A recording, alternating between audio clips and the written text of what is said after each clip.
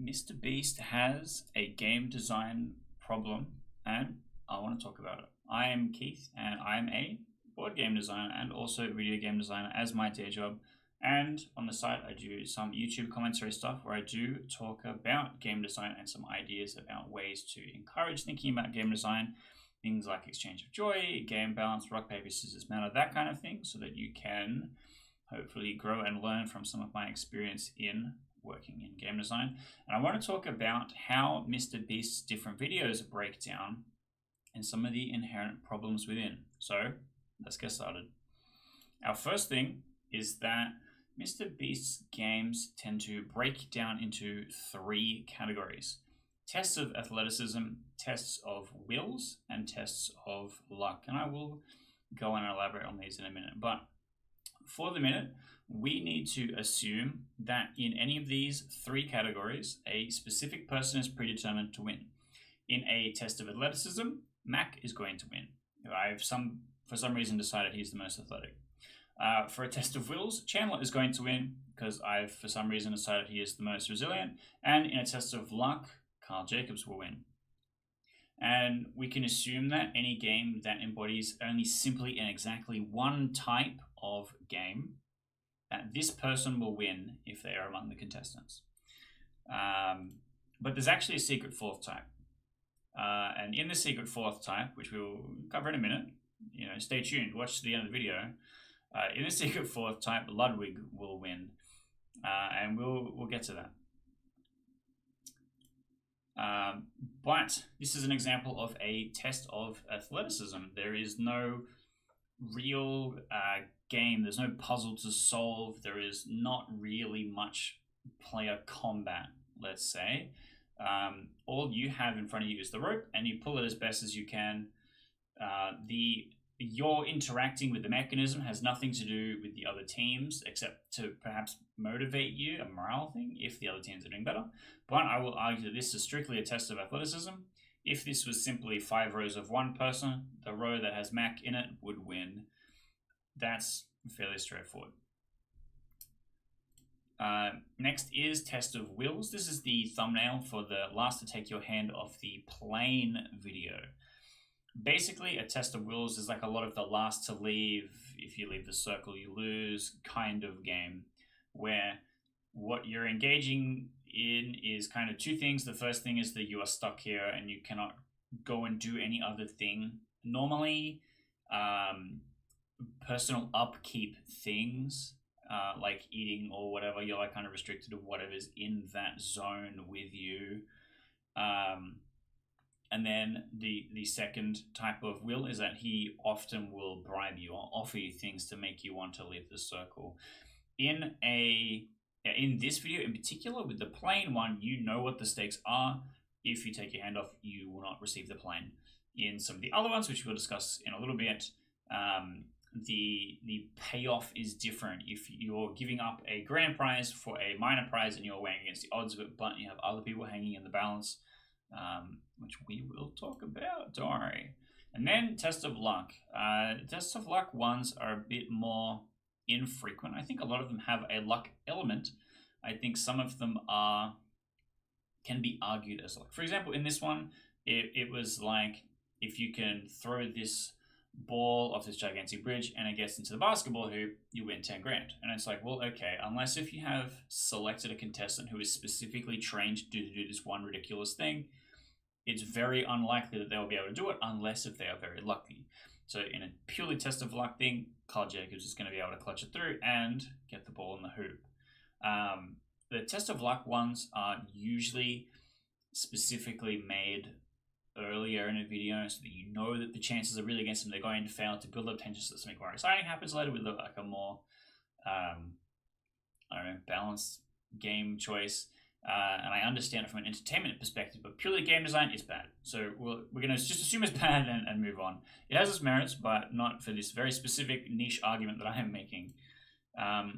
And our secret fourth type is social read. This is like the briefcase game, basically, where the person's going to ask you something, then you have to deliver a poker face, and then they have to make a social read on what you're trying to communicate with them.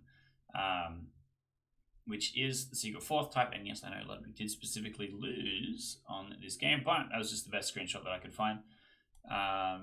And that's our fourth type. Now, within those four types, we're going to be also discussing the subcategories.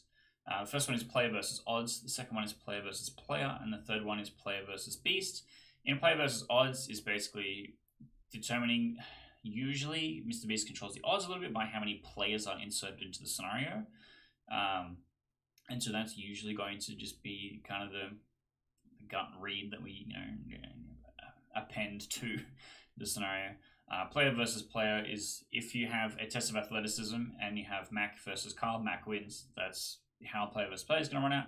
And then player versus beast is probably the most interesting one because MrBeast is the game. In theory, in these scenarios, he has designed the game and you are trying to beat him, the game master, in whatever scenarios he presents. And some of these games, you'll be surprised, will be much more player versus beast than anything else.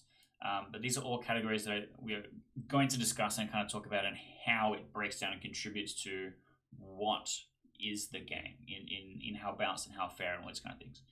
And the reason why I've introduced all of our power players, because if anything is not balanced or nuanced enough, then we can assume it will have an automatic winner.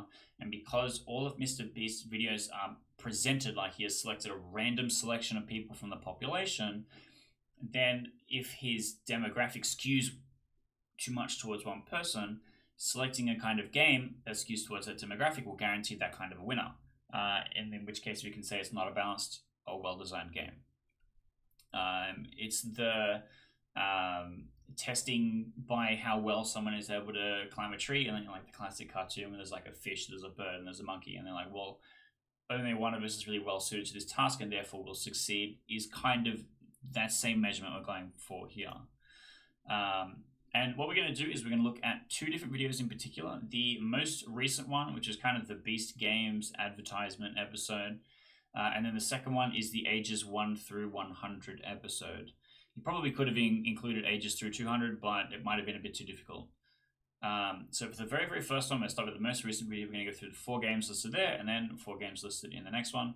And the first one is the boulder lift. This is pure athleticism. The only mitigating factor is that there's a large group of people.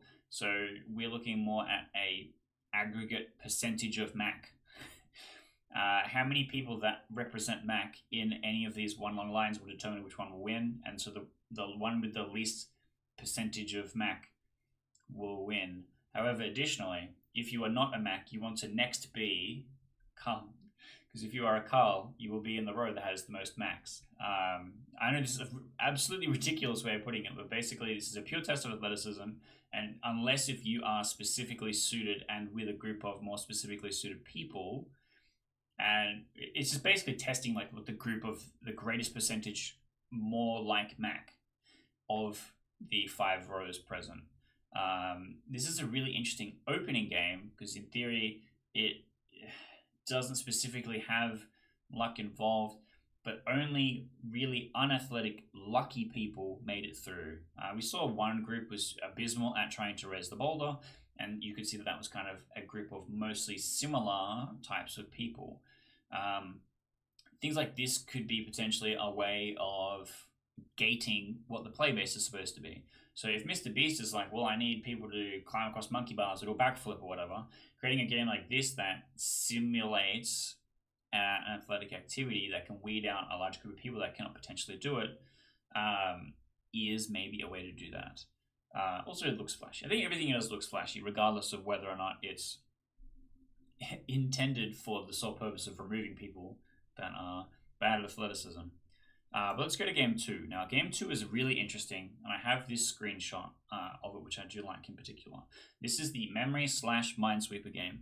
It has 2 assets to it. The first part is the minesweeper part, where you have a field of briefcases, and you must move from one edge and select a briefcase.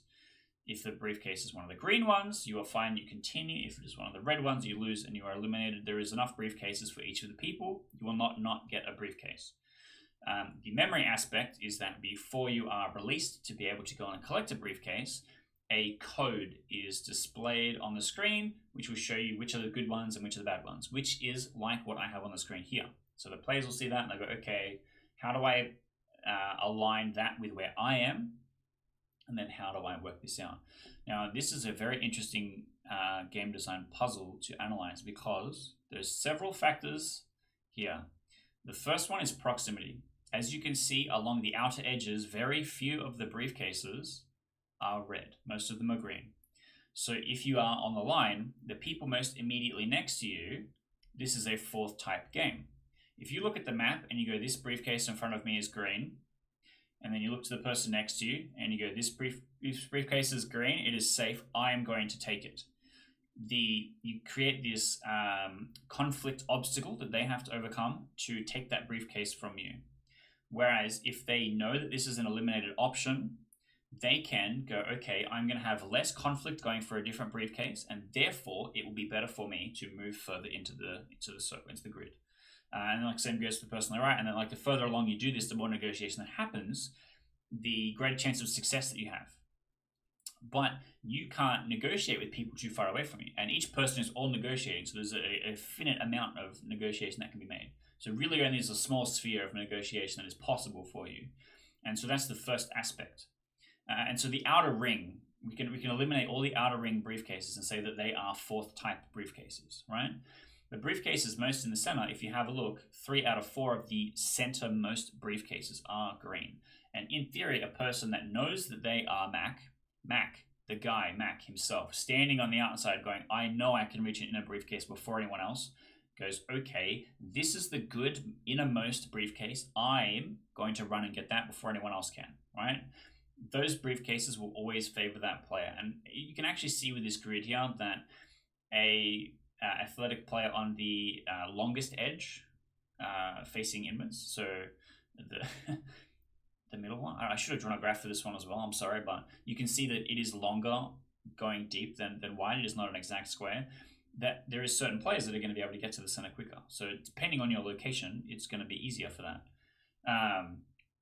And then after a period of time, everything remaining is test of luck. If you are unable to get the briefcase that you were looking for, you are locked into a test of luck. Because the odds are just flat, like if no one saw the thing, everyone just picked a briefcase, the odds are relatively low. I think it was less than a quarter, just vaguely looking at the picture.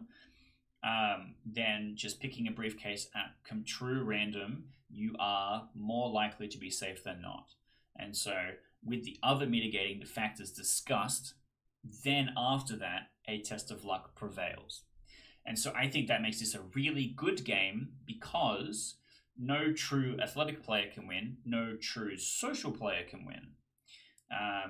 It's most of these things together. And I don't think it has a test of wills aspect to it. So I think this is a good game. And then the next one is the flag tag. This one I think is the most worst, interesting, discussable one. I don't know. This was the one that I was thinking about the most when I was putting together the video. This is a solved mathematical situation similar to the memory briefcase game, except it leans more on athleticism. The first thing to consider is what I have labeled A. A is the distance from the line to any given flag. And then our big red circle is the negotiation space. Now, we saw people in the video negotiating what flag number they were going to go for. And all of the flags are specifically numbered. So they didn't even have to go out of their way to identify them. They go, okay, that flag, 666, the number of the beast, that's my flag. I'm going to run and I'm going to get that one. And because I'm in line with it, I have the greatest geometric advantage at reaching that if I'm the fastest among the people immediately next to me. And your negotiation range is big enough so that anyone outside your negotiation range is going to have a harder time because they have to run along a diagonal. So for the example here, if I am player A and player B wants to go for the same flag as me, player B is outside of my negotiation range, and player A and anyone near player A knows that player A is going to go for flag 666. Player B does not know this, and player B goes for flag 666, but as we know, the hypotenuse is greater than the sum of two sides. Player B is going to have a greater travel distance to get to the same flag, and so they are at a disadvantage, so you're much more likely to go to a flag directly on from you, which means that everyone will negotiate along the line to select a player best suited for each flag. You can actually see in the picture that the flag 666, upon which lines A and B converge, actually has a flag further away than that. So in the negotiation space, you could say, I am good enough to run and get that furthest flag. I will leave the closer flag untouched for you, my next, I don't know, this person, this imaginary person standing next to me in the line, to get that flag, and that's part of the negotiation space. And because it was done in waves, there is this other push your luck element of, do I go early? Do I trust enough in the negotiation space? Am I wagering against what's happening here? So you can see that there is like a mix of athleticism and social read here, social negotiation space. This one is much less player versus odds, and the briefcase memory minesweeper from the previous one is not player versus odds at all, because it's equitable amongst all players. Whereas this one, I believe they had 50 less than players, which is actually pretty good odds for you. And then pretty much this is entirely player versus player, which favors social read generally, but you have a sphere of influence in how far you're able to do that, upon which it becomes more specifically a test of athleticism. But I did want to call attention to one specific part of the video that happens here, and this proves why it's a social game. Players recognize that this contestant in particular would be ill-suited to run a distance to successfully nab a flag in a contest against any other player. And so the showman himself, MrBeast, brings a flag specifically for her to immediately get. And upon the sounding of the horn, no other player contested this. Because you have to consider, in a social read scenario, you are not only negotiating with the other players, you're also negotiating with the camera. If you do something that is so heinous and so disruptive to your reputation at large, it is unlikely that you would perform such an action. So in this scenario, the social negotiation says that we understand that this player is at a disadvantage, and we want to give her an opportunity to play in consecutive games that might not be so athleticism focused, entirely a social read scenario, which I think is very interesting, which makes the flag game slightly more dynamic than it would have otherwise been. If all of the flags were on the play and it just stretched out in front of a field and all of the players were just in a line and there wasn't much time to negotiate and they all just had to run and grab a flag and get to the other end, or just, whatever, then the athletic players would go, okay, I can either eliminate non-athletic players by taking closer flags, or I can run and guarantee I'll get a flag and go and get the deeper ones and stuff like that. And then it's just more of a judging the field as to how athletic you think that they are and whether or not you can beat them. With this, it means that they've added social negotiation to an athletic activity. And I think that's a good move. Next was game 4, collective last to leave. Now, this is possibly the worst one. So this is test of wills. Now, it was difficult to tell what the resolution of this was. We know that one group got eliminated, and then the video kind of ended. But basically, it's the classic hallmarks of you're in a confined space. You are playing against other people, but in this one in particular, it's if anyone leaves, your whole pod is eliminated. And so it's like a collective punishment in a way, which I don't think is a great game design choice personally. But this is entirely player versus beast, because the only way, barring them being there for an incredibly long period of time, the only way that any player leaves is MrBeast offers a bargain large enough that a player is going to take it. And we see that in the video, the lure of $50,000 was enough to make a player leave and reap the, I don't know, benefits, bereft of benefits, the outcome of the scenario. And so that's entirely you playing against MrBeast. And I could argue that in some way, the social negotiation aspects of flag tag is also player versus beast, because the player is recognizing how the game has been designed and they're negotiating to make as many people win as possible. But obviously still the same number of people are going to lose because of the way that the game is designed. So it's interesting to look at how this is put together.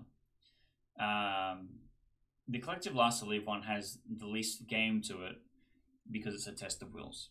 It's less game.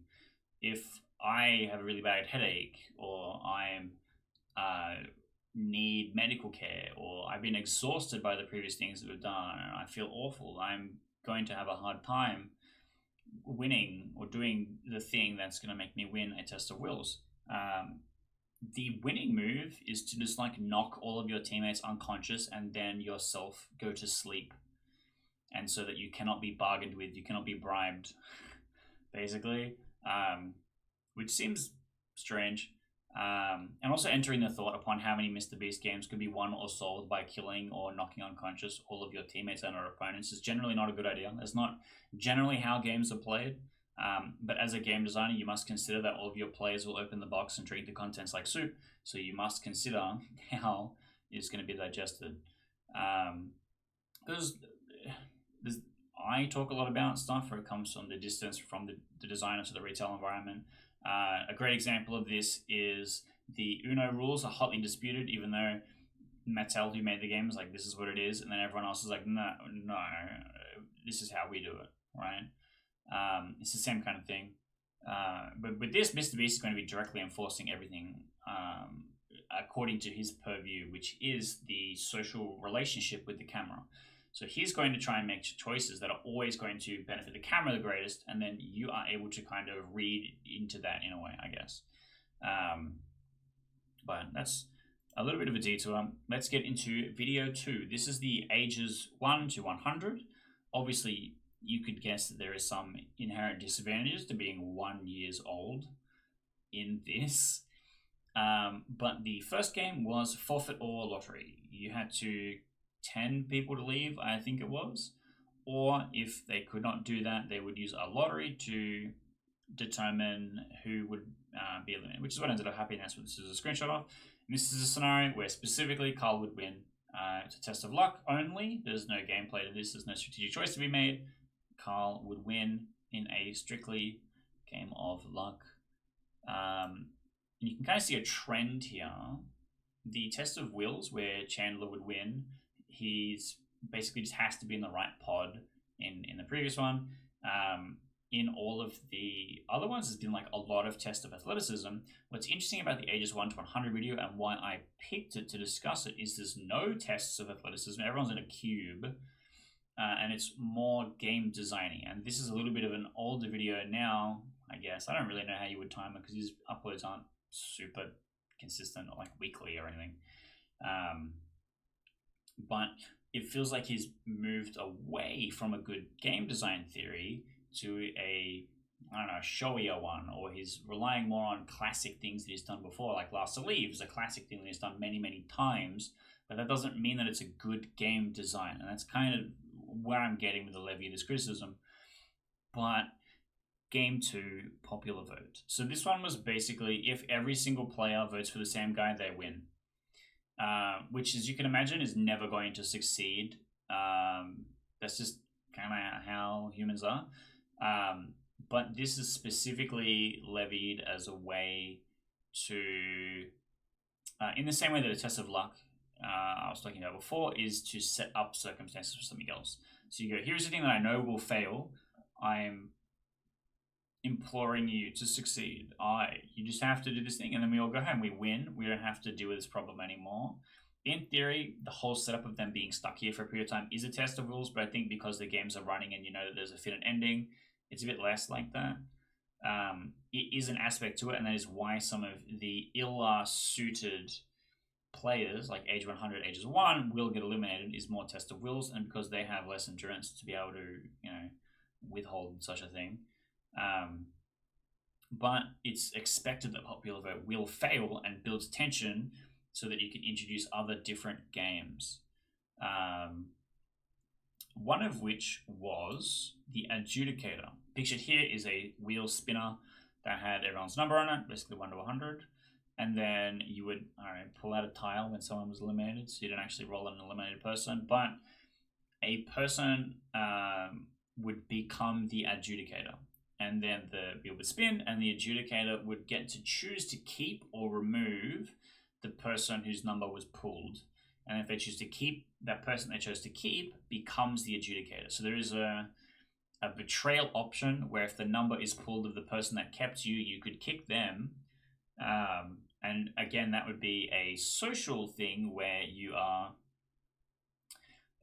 negotiating with the camera rather than that player, because that player is eliminated. They can't do anything back to you. They can't get revenge, but it's a horrible thing to do. Like, it's considered socially negative, and so you would reap repercussions from the camera rather than the players, which is something that has to be considered, because that is inherently part of the game. You are aware that you're being absorbed. You're being absorbed by an audience. You're being observed by an audience. But some of this just is tests of luck. If your number never comes up, you're safe. You can't be eliminated, right? But then most of it is social read. If you had built a good rapport with the person who sees your number come up, they are unlikely to eliminate you.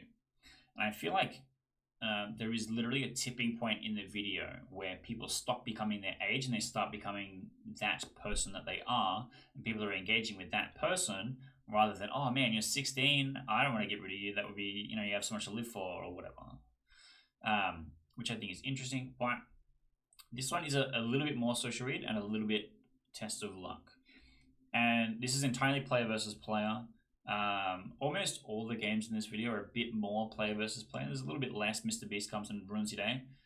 And I think this is an okay one. Like, if you had this in a, let's say like a big social reduction game, like a werewolf on the clock tower type thing, you have 20 players, and your character's ability is the group all pick someone, and then you get to choose if they live or die. If you choose that they die, then they leave, go away forever. If you choose they live, then it continues on for a period of time, giving you an opportunity to have, it's not really revenge if you chose well for them, but like betrayal against you or whatever. And then whatever other motives would play into that. I think it's not horrible, but it requires a large number of people. And we have to keep in mind that all of MrBeast's games require a large number of people. But then the last game, the briefcase game. Now, this one was, you would open the briefcase, you would see if it said safe or if it said eliminated, I think. Red, bad, go home. And then you would close it, and then I can't remember how they determined the player, but someone, another player, would then have an opportunity to ask you about it, and then that player gets to choose if they take the briefcase from you or if they let you keep it. And then if you keep it, you open it. If it's safe, you get to stay. If you open it and it's eliminated, you get to go home. If you gave it to them, the same thing. That whatever the outcome is what they get. I think this one is really interesting because it's kind of player versus odds, player versus player, player versus beast. In theory, it's player versus odds because it's random briefcases. But this is a TV show, right? So MrBeast could set up the briefcases in such an order and deliver them to certain players for the greatest dramatic effect, which makes sense. It's not terrible, and it's probably fine just to shuffle them around into it randomly. Either is fine. I don't have a problem with either, but we should recognize that both are possible. It is very player versus player, and it is very fourth type. There is a certain amount of test of luck where if you receive a briefcase that is more suited to how you are able to bluff or communicate or whatever, then that's fine. And also, if somebody steals your briefcase, you don't have a briefcase and you have an opportunity to act again. So if you have a person taking from you that you have a good rapport with and you have a safe, they can take the safe from you, and then you still have an opportunity to get a safe later.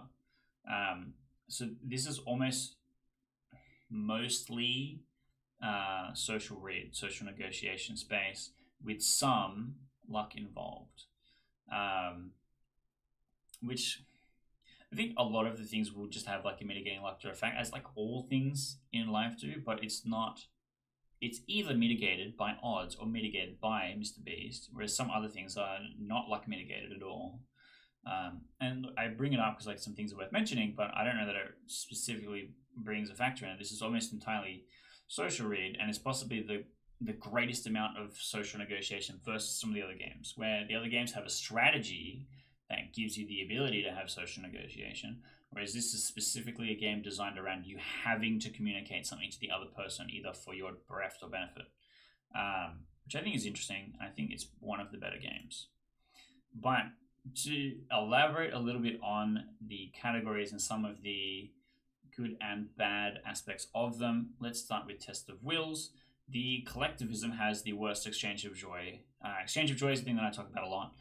And let's go back to the Uno example of, if I play the draw 4 and you, loyal viewer, are the unwitting target of the draw 4, you don't get a turn, you draw 4 cards, and now the color is something that you have no cards in your hand for, and it's awful. You then watch 14 other people take their turn before you even get to play the game. You're having a terrible time. You are experiencing a low amount of joy. You're supposed to be playing games, supposed to be having fun. Why are you experiencing a low amount of joy? Now, me, I played the +4. What enjoyment do I get out of that? Well, I get the small little gremlin mischief in my brain that goes, haha, I got away with doing an evil thing, but it's not big. It's only small. Well, I should hope. I'm a nice, empathetic person. I do not revel in the pain and suffering of others, so it is small. And in some take-that games, you're encouraged to enjoy doing little, creating obstacles for other people is how I usually like to think of it. But if my enjoyment is small and your hatred, your suffering is great, then that is a negative exchange for joy. In this scenario, there's, 5 billion people, it doesn't really matter, a large number of people, and one person leaves for a benefit. In this scenario, $50,000. I would say that is a gigantic joy. Every other person who is shafted and gets nothing, really bad day. They're having the worst day. And they hate that person in particular. You could kind of get the vibe from the video that the lady that did jump off is going to get yelled at in the change rooms afterwards. And so you can see that it just has this horrible exchange of joy. And not just like, if you put it in like numerically, right? Let's say that she gets 50,000 and then one other person of the group that is removed gets negative 50,000. But it's not just one other guy that's suffering. It's 100 other people. It's 1,000 other people that are suffering. So it's like 5 billion to the negative versus 50,000 to the positive for this one person. It's a horrible, horrible exchange of joy. And a person like me, an empathetic person watching this show, going, wow, not only did she not get the money because she, fumbled the timing, but every single other person suffers and is punished for it. That's horrible. I am in pain for them experiencing this horrible thing. I'm watching them be tortured. I'm not having a good time. But Test of Wills generally, not just this one and specifically, some of the other, last to take your head of the plane type things, it punishes the least healthy and the least able players. Which again comes back to talking about the athleticism archetype. People the greatest distance away from Mac will suffer the greatest when put into a test of athleticism, in the same way that a test of wills will. So if you, let's say we have a person who suffers from like extreme depression, and the other players that are entering the game are just not empathetic. They're being like really brutal and like saying these horrible things, whatever to them. That constant barrage of already existing obstacles plus other players, all this other kind of stuff. It just creates more and more obstacles that you're already trying to overcome just to be there. On top of this game is tough, and so the closest to healthy you are, the greatest advantage you have in a test of wills, both like mentally and physically. I'm talking about holistically, the entire body. If I have a broken arm, I'm probably going to be fine, unless if I have to do something specifically with that. But it's a discomfort that I will have to overcome, right? Like if my pain medication wears off and we're 60 hours into the thing, and MrBeast is like, oh, you'll have to walk away if you want to have some Vicodin, then it becomes this horrible thing that I now have to deal with, something that I brought to it that was not part of the game and was now still delivered upon me, right? The inherent disadvantages of whatever I have going on here, I have brought to the game, and the game is punishing me for it. And then my last note on that one is the best course of action is to be asleep. As long as you're touching the plane, I cannot be bribed, I cannot be berated, I cannot have my morale lowered. I am asleep. And I think that any game the best course of action is to be asleep is a shit game, and I don't think that's a hot take. I I just think it's poorly designed. I think there's other interesting ways of doing that same thing.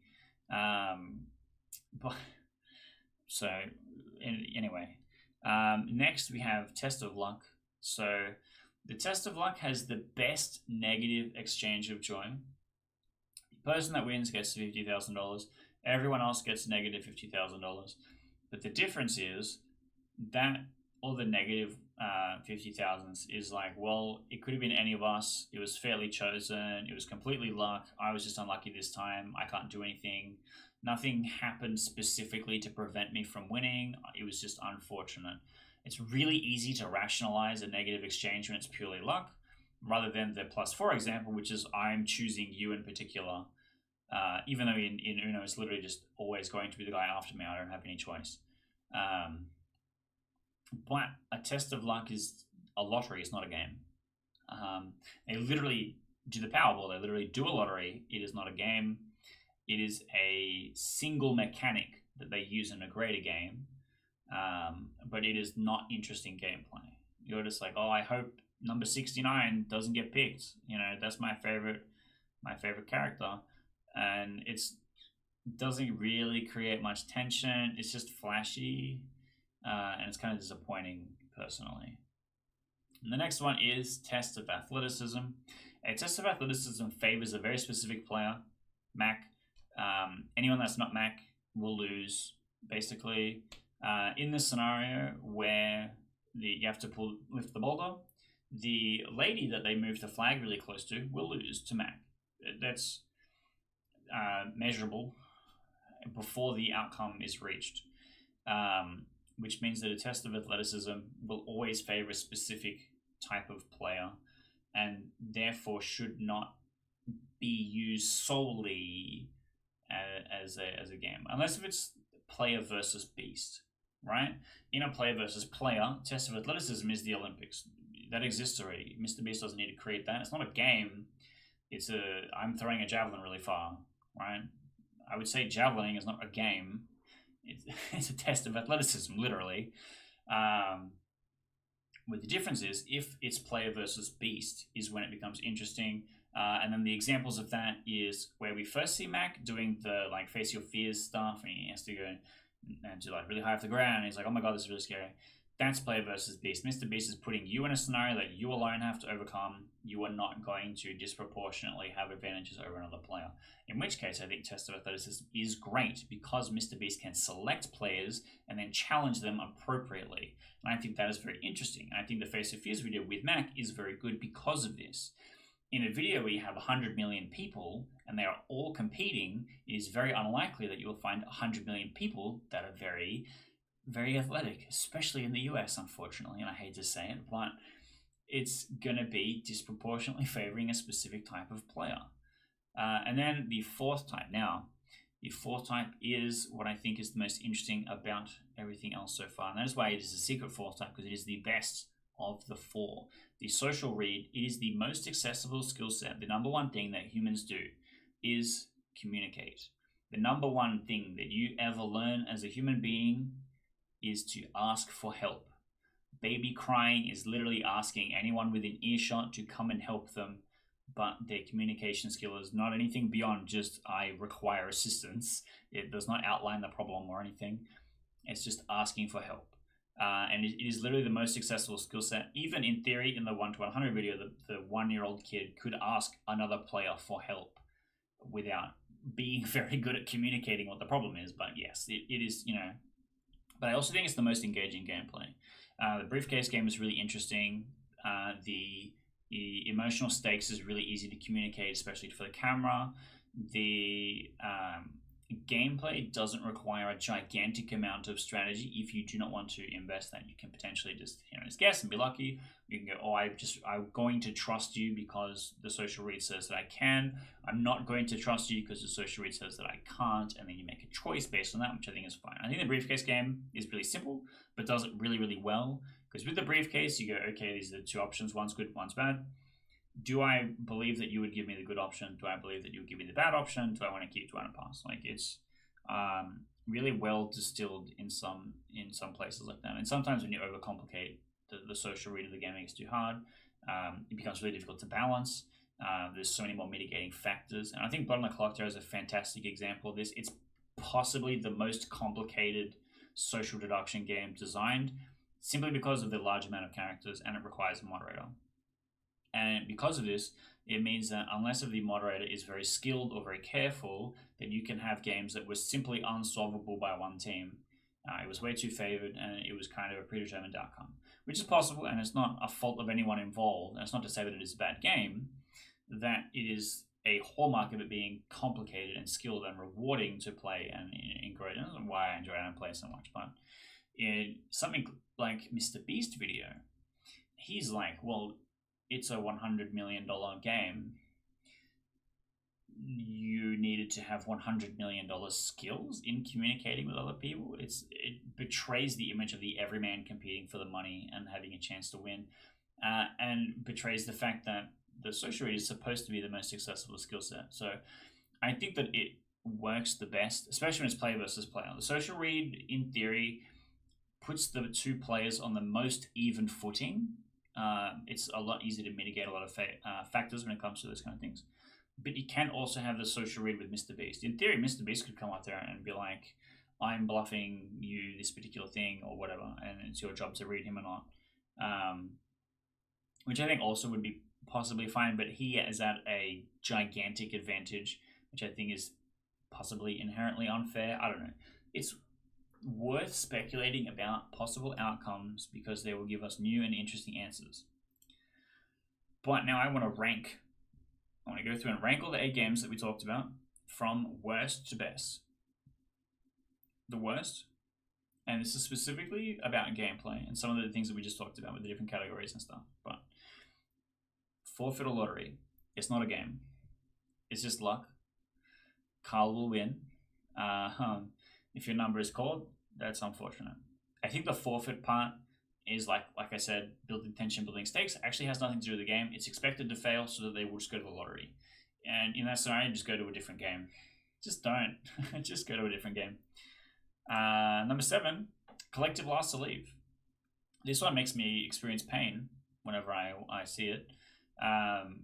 The separating it into multiple pods was an interesting, different innovation upon the formula, but I think it was a bad one.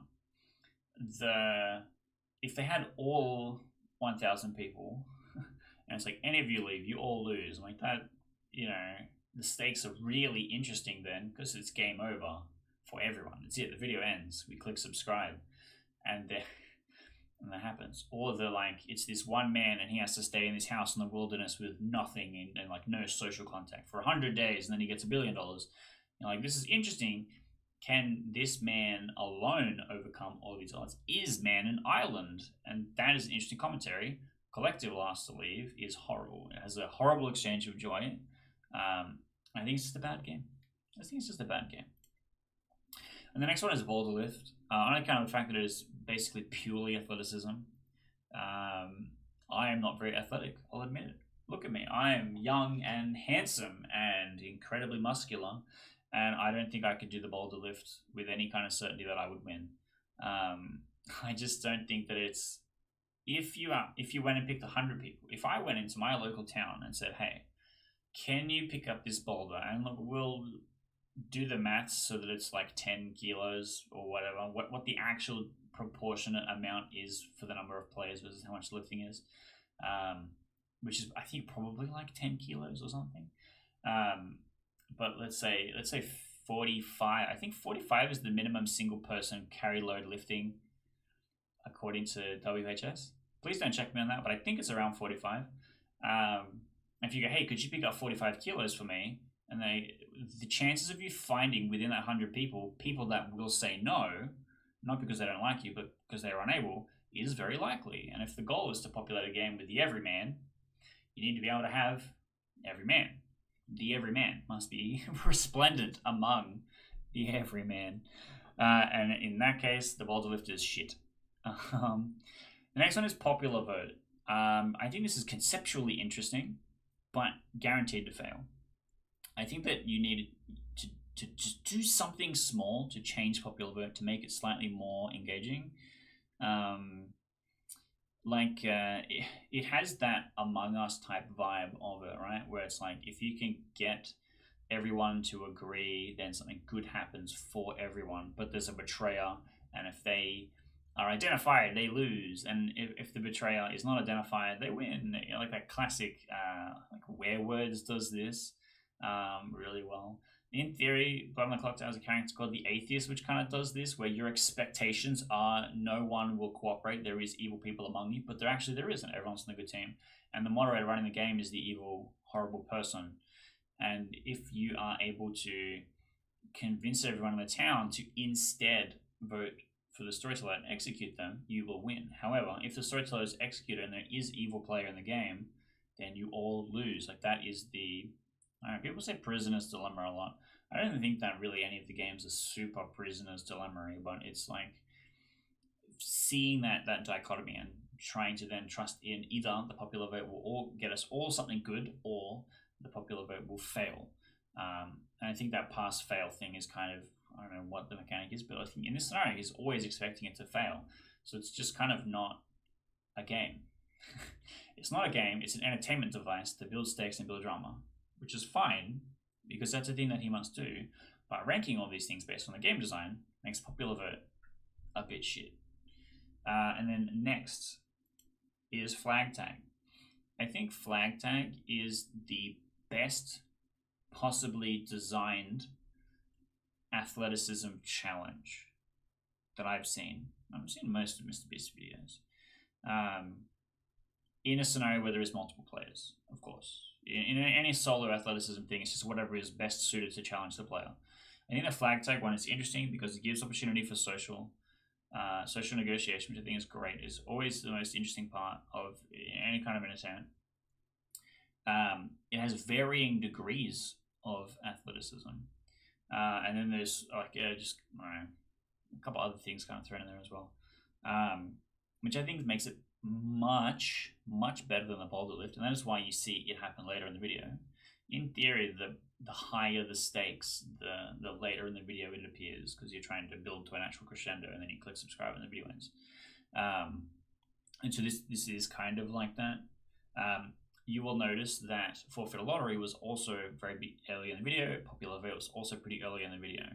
So you can see where the most poor designed games are up front, which is interesting because MrBeast talks a lot about viewer retention, where it's like the thing that happens that really at the beginning must be really interesting and hook and engage you. And like, well, then why are you putting the shittest games at the start? Putting the worst designed games at the start and then putting the interesting games designed at the very end of the video when I've already clicked off because I don't know, the boulder lift was boring or whatever. But then that brings us to the next one, which is the adjudicator. I think the adjudicator one only has the potential for interest in a real game where there is opportunity for revenge, where the player eliminated by the adjudicator has an impact on the game. This is like solving the werewolf problem, where in Werewolf, if you die for any reason, you just leave the game and you fucking go home and stop playing board games for the night, which is terrible. It's a horrible design choice. Tickets are expensive, so just go there and then leave and not do anything, which is really brutal, right? And so the adjudicator scenario that they have mitigates that horribleness. But I think the adjudicator only works if revenge is possible. Would you make this choice for your own benefit to reap the social repercussions of the other person potentially taking revenge on you? Because otherwise, you are in a scenario where the best optimal play for yourself is to just eliminate every single person you're presented with. But that has social repercussions where the other people will know that you are horrible, just a terrible person, and will always choose to eliminate you because you were so brutal and unforgiving. That 100-year-old man, you told him to pack his bags. And so the thing that you are negotiating in as the adjudicator is your own moral compass. And it's not at all really specifically the players or anything like that. But I think it shows a lot of potential compared to some of the other things on this list. And I think with a little bit of spice, a little bit of work, it could be very good. Because in theory, it's the classic Jesus scenario of I always have to do the good things so that I will get into heaven. Whereas I have to operate through this game knowing there's an adjudicator scenario. So the more I fit my moral compass, the more I act in the interest of others, which is not in my interest to win the money and win the game, the better I'll perform in an adjudicator scenario. The more I act in my own self interest to win the money, to win the game, the worse I perform in the adjudicator scenario. And I think this is the balancing act that the adjudicator needs to present. I don't think it was done super well in the 1 to 100 video, but I think it has the potential to be done really well in a similar type video. And that brings us up to number 2, which is Memory Minesweeper, and obviously reveals what our final one is going to be, which is the briefcase game. I think Memory Minesweeper does what Flag Tag does, but better. And it's interesting that they are in the order that they are in, because I think Memory Minesweeper is better than Flag Tag. I also think Flag Tag accommodates a greater number of players better. So it's interesting that that's how things are done. But anyway, Memory Minesweeper is interesting to me as a game, as a concept. I think it's possibly one of the better large-scale multiple player interactions that aren't head-to-head, like just me and one other guy.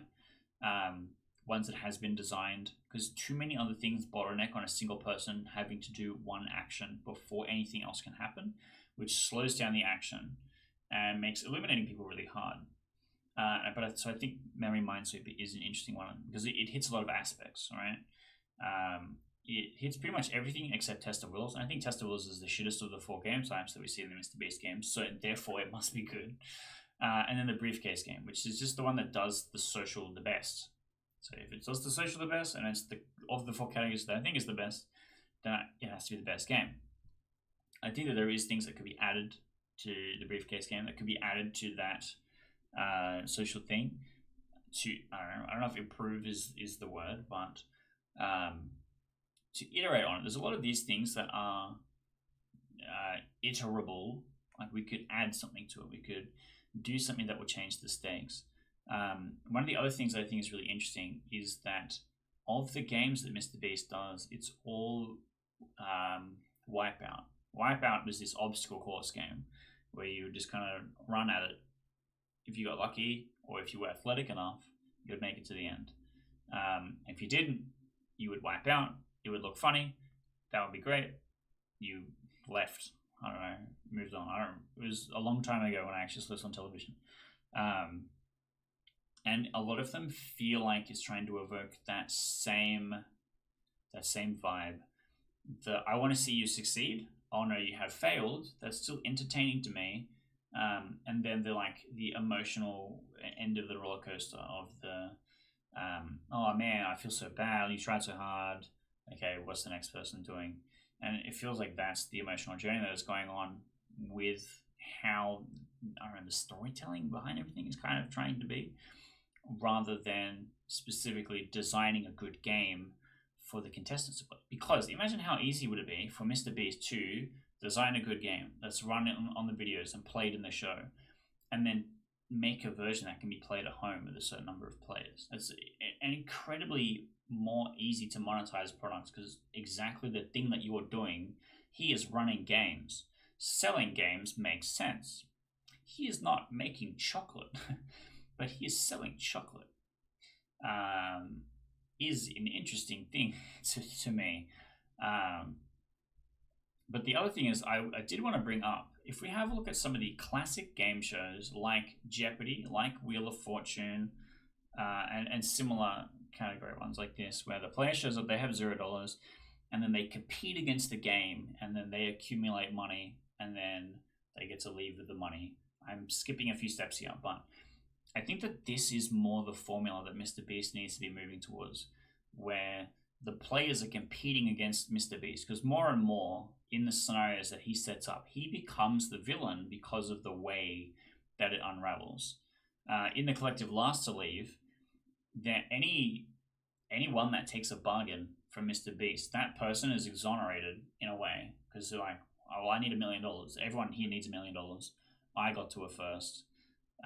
He offered it to me. I had to say yes. I can't say no. Why would I skip the sure thing to gamble on a slightly larger thing, right? And so in that scenario, you go, okay, well, the person that picks the money is probably not a bad guy. And what do they care? They have all this money now.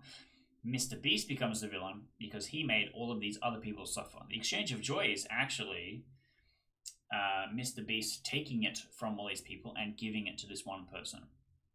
And so creating more games where MrBeast is the thing that you must defeat, where he offers you things or he presents you with challenges you must overcome. He is the games master, I think, is the way that it needs to go moving forwards. So firstly, because if he is the games master and he is setting up these challenges, he is challenging you, the player. He is not the ringmaster. He is not the announcer, the commentator in the fight between you and the other people, right?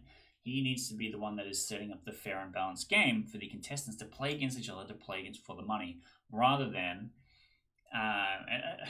he is not the obstacle that they're trying to overcome, and he is not the inciter of the violence between the players, the conflict, the player versus player, because he needs to be the hero. He's the face of the company, of everything. He needs to have a good reputation.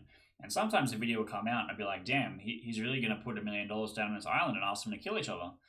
Because some of them aren't that far away. And you need to look at some good game design options and be like, okay, what is a scenario that meets these criteria? 1, MrBeast looks like a hero. He gives people the money. He sets up the fun game and he is entertaining. Right? That's the core thing. Because if MrBeast, his reputation plummets, everyone thinks he's a piece of shit. He's billions of dollars. He's basically a CEO now. He's done with irreparable damage to whatever, right? Whatever horrible things that you think he's done. I personally, it has nothing to do with this video. I don't need to get into it. This is not an indictment. I don't think anything of him really. He just exists. But that's what he needs to accomplish in the video, right? So that's thing 1. But they need to have a balanced and equitable game amongst all of the players. In the boulder lift, weirdly, you could have a wheelchair accessible person because they probably have pretty good arm strength. And if you had a way to lock the wheelchair in place so that it wasn't really going to just roll away with the thing, I don't know, maybe there's a way that they could do the boulder lift, right? If it's just, in theory, just an all upper body challenge, they probably have a pretty good shot at it. And then there's a way that they can look at including a larger spectrum of people. Whereas flag tag, anyone in a wheelchair is going to get smoked. That thing was recorded on like a dirt track or something, gravel. It doesn't look good. So you need to be able to set the games to be fair and equitable for the greatest number of players, so that the everyman can be represented, so that we have this dynamic and this scenario where MrBeast, the hero, presents money to the everyman, and that is the narrative that they need to be showing. And I think about this kind of stuff when it comes to all game design, right? In Blood on the Clock Tower, the storyteller is a person removed from the game and builds and sets the scenario. If the storyteller is invested in one team winning, there will be an unbalanced and unfun game. The best games are the fun games where the players solve the puzzle and it comes to a dynamic climax where on the final day, everything came down to the votes and the being persuasive and figuring out the puzzle, and then a single player is chosen to be eliminated, and then the outcome of the game is revealed and we get to talk through what happened, right? Facilitating that is the storyteller's goal. They need to set the game, be the game master, right? They need to not be the villain in the story. They need to set it up so the players have sufficient obstacles to overcome and then create something that will imbue them with joy upon the resolution of those obstacles. And MrBeast Games is very similar. And I think thinking about the exchange of joy is going to be a really important one. The more ones where you see stuff like Collective Last to Leave, where you go, damn, 1,000 people just showed up and got kicked in the pants, it feels really bad. The Boulder Lift one, they literally had footage of the one team that was eliminated. They were like crying, sobbing, and screaming, and you're like, that seems horrible. They weren't given an equitable game. And it's the first one that they showed up and then got eliminated with, at least with the briefcase one. If they opened with Memory Minesweeper instead of the Boulder Lift, and the 1/4 of people were eliminated in the same way, then you can walk away from that and be like, damn, I got unlucky. Whereas with the Boulder Lift one, you're like, damn, me and the other 90, 60-year-olds struggled to lift the boulder or whatever. And so I think that MrBeast's game design can be improved. I think he has some good ideas. I know this feels like a ramble at this point, but I think he has some good ideas. but I think some of the core concepts that need to be set up are being missed or being overlooked, or he's too focused on stuff that has succeeded in the past and he's trying to replicate that. Last to leave is something he has done many times, and in some formula, when it is man versus MrBeast, it works really well. In this scenario where it is man versus man, or team versus team versus team versus MrBeast, then it's a bit more rough. So I think that each game needs to be considered on exactly how the exchange of joy is going to work and create the least horrible scenario. Because like I said, MrBeast needs to be presented to be the hero. And then MrBeast needs to be presented giving money to the everyman so that MrBeast can be the hero and the everyman can, you know, have that video shot of them having an amazing time and stuff like that. But that is enough from me about this. I do a lot of game design commentary and things like this on this channel. I check up on other games. I look at how we could add things to other games. You know, like I've made a custom route expansion, for example, where I look at the game and how it exists and I go, cool, what is something that I could build that would fit here? And that comes with an understanding of what the game is doing and how the players are interacting and stuff like that. And because route is fully asymmetrical, it's easy to insert something unrelated to it. It's the chess 2 of things, right? If something exists and is in theory perfect, what is something that could be iterated on it that doesn't go too far beyond the scope and is still fun and interesting for the players? But I play a lot of social games and I look at how social games interact with each other, because certain types of more dominant players will inhibit more space, or we see a lot of complaints about quarterbacking and stuff in board games, where the dude that played it one time before goes, yes, this is how to do everything. And they will kind of pass the play out to each person, removing their exploration and their autonomy in what's happening. And so we try and create mechanics.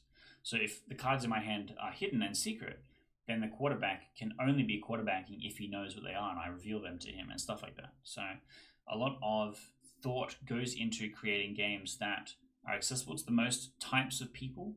In this video in particular, I didn't really talk about the types of people, and I have actually covered that previously with another Australian game designer, John Kalia. We did a great talk about, I think, the 8 different types that we had, and it talks about how you like to engage with games and play and stuff like that. And that's something that I think about a lot. We're considering what the different types of play is in balancing games. MrBeast, we just need to be like, okay, how does the game seat and fit the most types of people? Because he is just taking people off the street. He's not trying to make a product that is a fun game, but he should be. MrBeast, make a fun game. Or hire me, I'll make a fun game. I've made at least one fun game, I think. I could probably do it. This is the greatest resume I've ever made. Please click like and subscribe and email MrBeast that I challenged him that if I can beat him in an arm wrestle, I can probably make a board game that he would like and sell. I mean, look, he really liked Dune Imperium, and if he could fucking play Dune Imperium and enjoy it, he can probably make a game. He's probably could. I reckon he could do it. You figure it out.